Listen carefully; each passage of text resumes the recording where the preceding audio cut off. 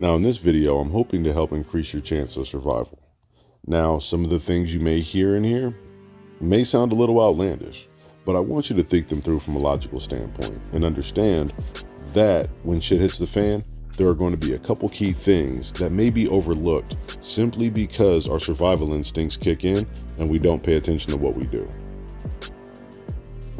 Rule number one, turn off the lights. People really don't understand how far light travels, and in a shit hits the fan situation, if you're the only one with light, because you either have a portable generator, backup battery, or anything like that, all you're going to do is draw attention to yourself. So if the entire neighborhood's out, turn the lights off. It'll definitely help out. Even though energy can be a good bartering tool, but at the same time, those who hold the energy hold the power. And there are people who aren't such good people who will be looking to take your preps. Also, you're holding up a giant sign that states, "I've prepped." So most people are going to be thinking about what comes along with being able to get to you and seeing what else you have. Okay, now for mistake number two, smells travel. I don't think people understand what that really entails. Have you ever woken up in the morning and smelled breakfast cooking and it filled the house and the aroma was just great? Well, in a shit hits the fan situation, there aren't many smells that are going to be floating around, depending on where you're at and everything else. But cooking food and that pleasant aroma will draw people from all around. The smell of firewood. There are many different smells that'll travel, and people can figure out whether you're downwind or upwind. So if people aren't cooking and eating, unfortunately, you shouldn't be either. Try to keep canned goods, foods that don't need prepped and don't need cooked. And if you're going to cook, just make sure you keep the scent down or cook indoors, and hopefully the smell travels not too far from the house. Then you're less likely to draw attention. Now, if you're out in the woods and you're cooking, that's a whole different situation. But understand, assess the area and assess the threat before you even attempt to start putting those smells in the air.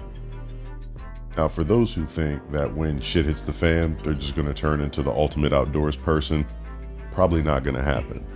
If you don't have previous experience, don't try to go out into the woods and survive. I've heard way too many people say, "Well, I'm just going to leave the city and run toward the woods." One, you're putting yourself at a tactical disadvantage because you have no idea what you're running into. You don't know about the predators, you don't know about the area, you have no clue about the terrain. So why would you put yourself out there in a bad situation and make it even worse? So sometimes it's better to hunker down, know your areas, get road maps, and move accordingly. Be safe, be careful, and be cautious. People don't become outdoors people overnight. It's not something that just occurs. It's something you have to know, practice, and be equipped for. Have proper fishing equipment, have proper things for hunting, trapping, being able to get your water properly, which I'll get on here a little later. That's going to be another mistake that you're going to notice massive amounts of preppers make. So just remember, outdoor survival can be on your list, but it's not something to take lightly, and be very careful when attempting. Water is essential for life. You can only go 3 days without it. Nice, cool, refreshing, clean, crisp H2O. But unfortunately, if some shit were to go down, you don't know what's in that water. If you don't know how to properly prepare it, if you don't have a way to boil it, clean it, if you don't have the proper filters, you could possibly be condemning yourself to some really bad shit here. Like dehydration. There's a lot of things that can go along with it. Just because you're drinking water doesn't mean it's not contaminated.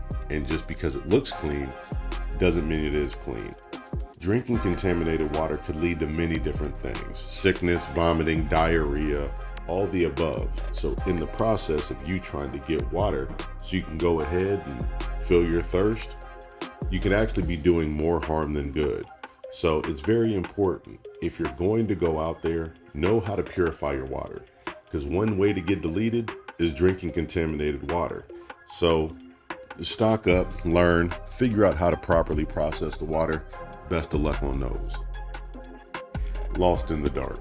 The reason why I bring this one up is there are people who believe that they're going to move in the cover of night. completely understood.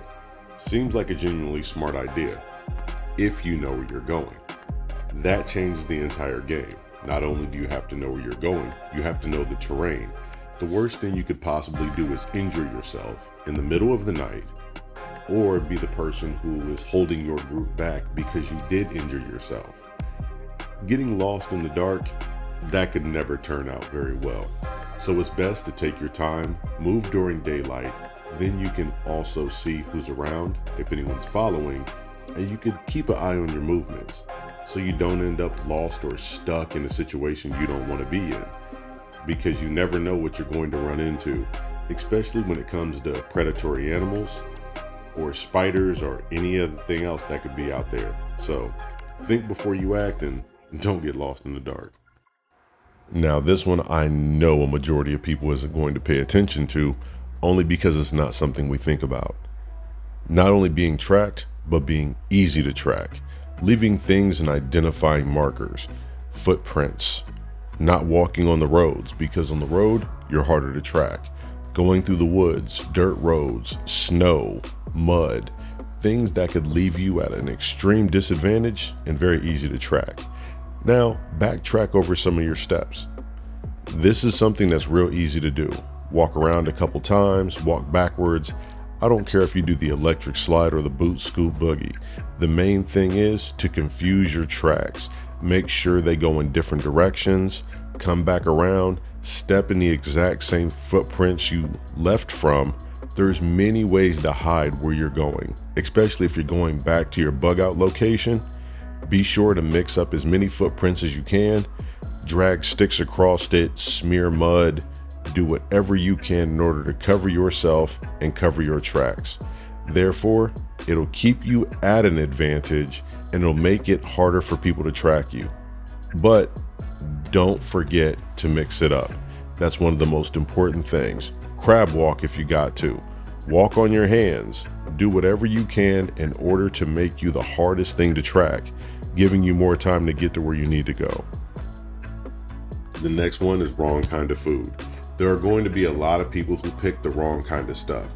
So it's important to keep a guide with you so you can know what to eat, what to get, what's good, what's bad, because these things can lead to sickness and unfortunately even death. Now, let's be honest here. There are different types of mushrooms that grow and you know where this is leading. Someone's going to pick the wrong mushrooms and a shit hits the fan situation. Take them home, chop them up, put them in food and eat them, and then try to figure out why they're 20 miles away from home having a conversation with a garden gnome and an oak tree. Now, I'm trying to bring light to the situation, but I can guarantee that's happened a lot in the past, especially when the settlers and different people were going around looking for different foods they could eat. So remember, please get a guide, understand what you can eat and what you can't eat. It'll save your life. There's so many different things out there, even though they may look good, may be bad, and even though they look safe, may make you trip balls. So just think about that before picking up anything and be able to identify it. So while you have the time, grab a couple books from the library, grab a couple pictures, or even print out some stuff that you have for yourself in order to know what you can and can't eat. Well, if you made it this far, thank you. I hope that I could give some valuable information that could help people through some tough times in an SHTF situation. So I know prepping is very, very serious. I threw a couple of jokes in there to lighten the mood, but different people learn in different ways. So I hope that each person can learn a lesson. And if this was valuable information, don't forget to like, share, comment, and subscribe. If you have any questions, please feel free to go ahead and shoot them out there, and I'll try my best to answer them or get information on them to help answer them properly. Now, once again, just remember, if you stay ready, you ain't got to get ready. A New Breed signing out.